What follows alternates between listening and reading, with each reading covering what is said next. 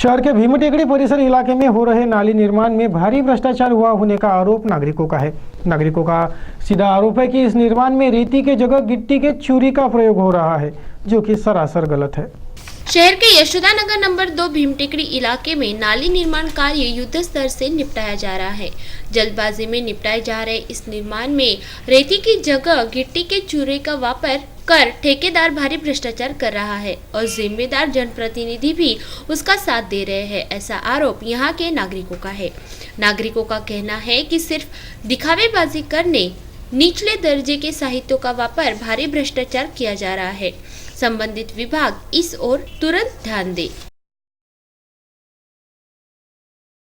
अंबादेवी संस्थान और महिला मंडलों के संयुक्त तत्वाधान में आयोजित भव्य महिला रोग निदान शिविर का आयोजन रविवार को संपन्न हुआ।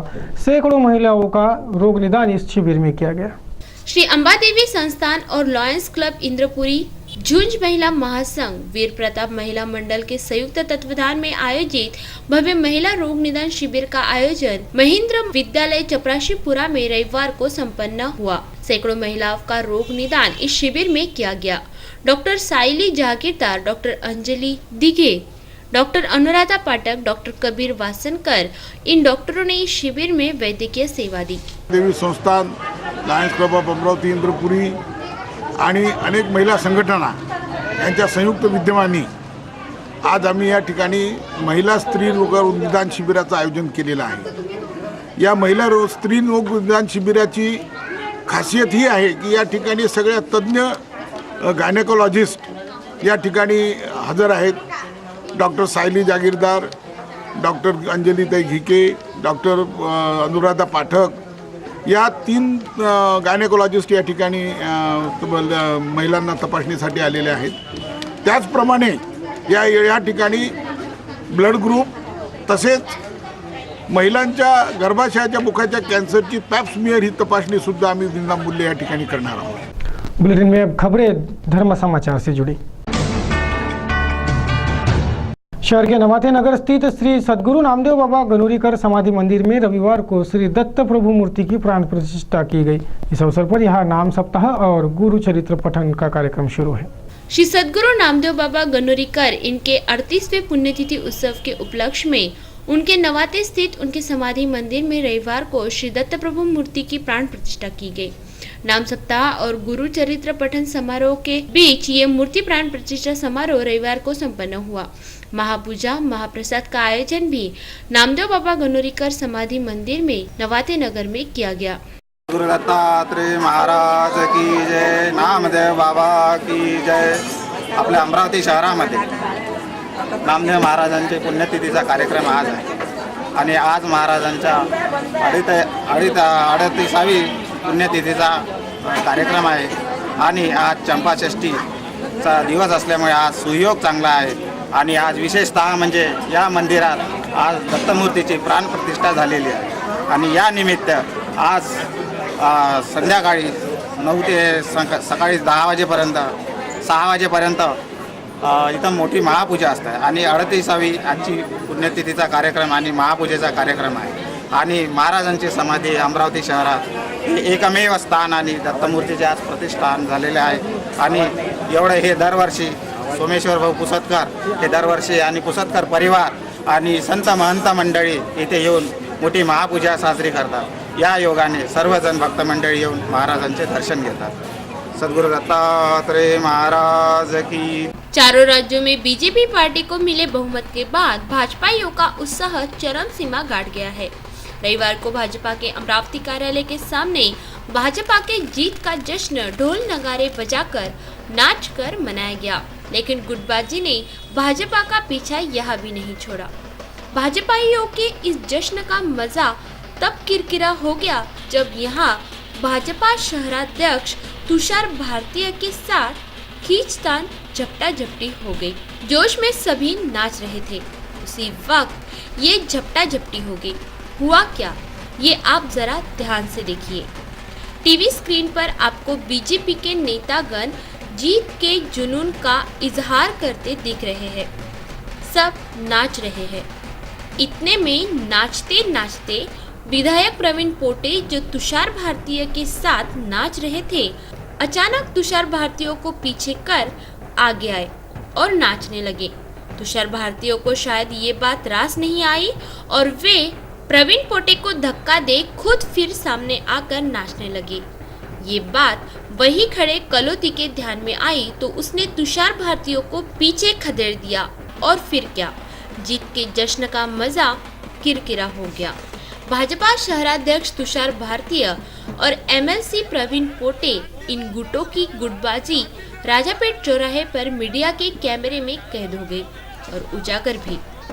बीजेपी की गुटबाजी अब सामने आने लगी है, जिसका प्रत्यक्ष इस जश्न में हुए झड़प में आ ही गया। बहरहाल सभी नेतागण सब भूलकर बीजेपी की जीत का परचम लहराने में व्यस्त है।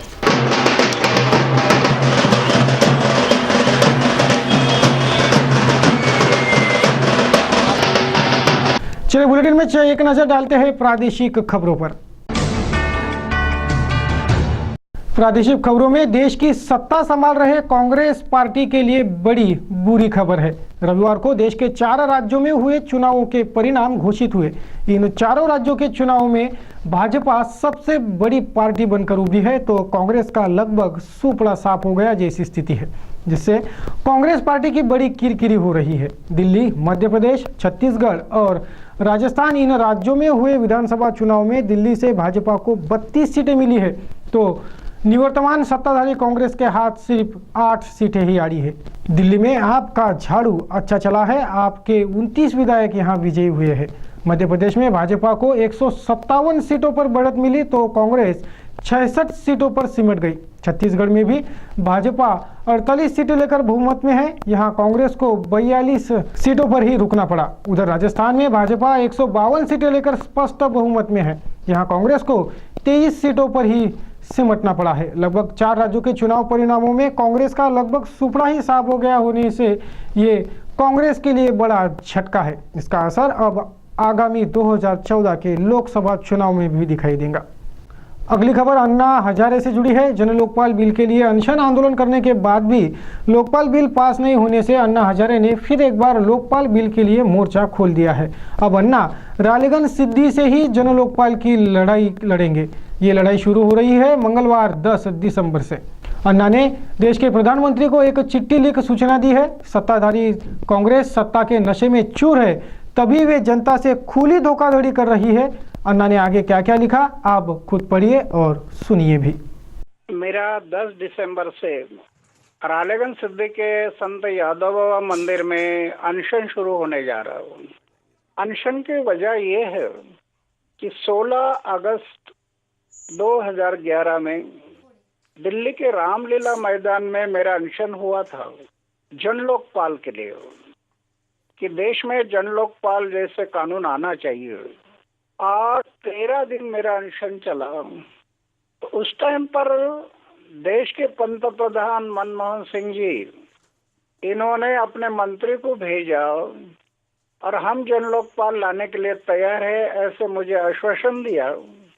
तो मैंने उनको बताया कि 3 बातें पहली करो। एक, हर राज्य में लोक आयुक्त बिल लाओ। दूसरा, जनता की सनद, हर दफ्तर के बाहर बोर्ड लगाओ कि जनता का काम ये दफ्तर कितना दिन में करता है।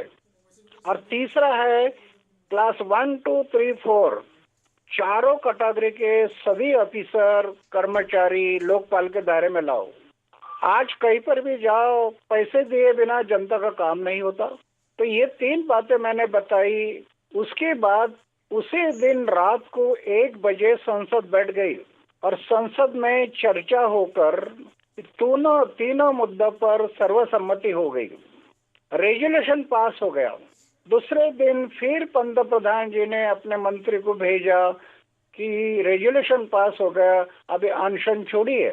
मैं विश्वास किया और मेरा अनशन समाप्त कर दिया। अभी 2 साल हो गए। लिखित आश्वासन दिया पंत प्रधान जी ने कि ये हम जल्दी से जल्दी करने के लिए तैयार है। 2 साल हो गए। प्रश्न ये है, जन लोकपाल जैसे बिल लोकसभा में 1 दिन में पास होता है। 1 दिन में पास किया, स्थायी समिति को भेज दिया, स्थायी समिति में चर्चा हो गई, उसमें पास हो गया। अभी राज्य समिति ने गया है, राज्य समिति ने सेलेक्ट कमेटी बनाई और सेलेक्ट कमेटी बनाकर उसकी जांच हो गई है। सेलेक्ट कमेटी का रिपोर्ट भी राज्यसभा को गया, 1 साल हो गया, 1 साल। वो बिल राज्यसभा में अटका कर रखा है कि उनकी मंशा नहीं है लोकपाल लाने की, और मुझे बार बार आश्वासन देते रहे कि हम 2012 के शीतकालीन अधिवेशन में बिल लाएंगे, नहीं लाया। उसके बाद बजट अधिवेशन में बिल लाएंगे, नहीं लाया। उसके बाद फिर लेटर आया कि वर्षाकालीन अधिवेशन में बिल लाएंगे, फिर भी नहीं आया। Food security bill, pension bill, jail में होते हुए इलेक्शन लड़ाने की इजाजत देने वाला बिल, ऐसे कई बिल इन्होंने पास किए और जन लोकपाल 2 साल से अभी तक पड़ा है, उसको एक्शन नहीं हो रहा। तो ये देश के जनता के साथ धोखाधड़ी है। अब जनता को एक आह्वान दिया, जनता के सामने आपने मान लिया कि हम ये करने के लिए तैयार है। पूरे देश के जनता ने सुना, देखा, संसद में जो चर्चा हो गई वो भी पूरा देश ने देखा, और इसके बावजूद 2 साल से वो बिल नहीं आ रहा। इसके कारण मैंने तय किया कि फिर से एक बार आंदोलन करना पड़ेगा। मैं पहले पत्र में सरकार को लिखा, मजबूर होकर मुझे फिर से रामलीला मैदान में अनशन करना पड़ रहा है। जिस दिन शीतकालीन अधिवेशन शुरू होगा उस टाइम पर मेरा अनशन रामलीला मैदान में शुरू होगा। लेकिन मेरा ऑपरेशन हो गया, मेरी तबीयत ठीक नहीं है, डॉक्टर ने घूमना मना किया। इसके कारण अब मैंने तय किया, मेरे गांव में संत यादव बाबा मंदिर है, उस मंदिर में मैं अनशन शुरू करूंगा और उस दिन पूरे देश में ये आंदोलन शुरू होगा। मैं देशवासियों को विनती करता हूँ, ये अन्ना हजारे के बाल बच्चे रोते इसलिए मैं अनशन नहीं कर रहा हूँ।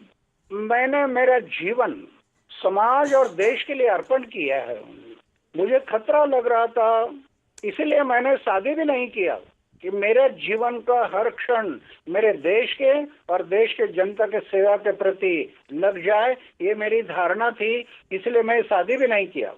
तो आज तक मैं कई बार आंदोलन करते आ गया, ये समाज और देश के भलाई के लिए किया है, खुद की भलाई कुछ नहीं थी। तो अभी मेरी विनती है, देशवासियों को मेरी विनती है, देश के जनता ने रालेगंज सिद्धि में आने की जरूरत नहीं। गांव के लोगों ने अपने गांव में करो, अनशन करो, धरना धरो, कैंडल मार्च निकालो, जो आंदोलन करना गांव वालों ने अपने गांव में करना, ब्लॉक वालों ने अपने ब्लॉक में करना, डिस्ट्रिक्ट वालों ने अपने डिस्ट्रिक्ट में करना। खास तौर पर युवा शक्ति को मेरा विनती है, युवा शक्ति एक राष्ट्र शक्ति है। ये आजादी की दूसरी लड़ाई है। अभी भगत सिंह, सुखदेव, राजगुरु के बलिदान को हम याद रखेंगे नहीं रखेंगे? अरे भगत सिंह, सुखदेव, राजगुरु जब फांसी जा रहे, फांसी का तख्ता देख रहे हक से, फिर भी उनकी घोषणा चालू थी, इंकलाब जिंदाबाद, वंदे मातरम, भारत माता की जय। और अंग्रेजों को कह रहे थे, इस जन्म की क्या अगले जन्म की फांसी दे दो, हमारी तैयारी है। किस लिए? हमारे आजादी के लिए, हमारे आजादी के लिए। इतनी बड़ी कुर्बानी हुई हमारे आजादी के लिए, तो उनको हम याद रखेंगे नहीं रखेंगे? इसलिए मेरी विनती है युवा शक्ति को, अभी ये अनशन जब शुरू होगा तो युवकों ने भी ये आजादी की दूसरी लड़ाई समझकर अभी इस आंदोलन में उतरना जरूरी है। जन लोकपाल जैसे कानून बन गया तो देश में कम से कम 60% भ्रष्टाचार को ब्रेक लगेगा। गरीब लोगों को जीना मुश्किल हो रहा है ये भ्रष्टाचार के कारण। भ्रष्टाचार के कारण महंगाई बढ़ रही है, पारिवारिक लोगों को जीना मुश्किल हो रहा है ये भ्रष्टाचार के कारण। और खास तौर पर जो युवक है, आज तो आप युवकों को ये पता है किसी कॉलेज में जाओ, डोनेशन दिए बिना उसको प्रवेश नहीं मिलता है। ये सब प्रश्न छुड़ाने के लिए अभी युवकों ने रास्ते पर उतरना जरूरी है। लेकिन मेरी विनती है, हिंसा नहीं।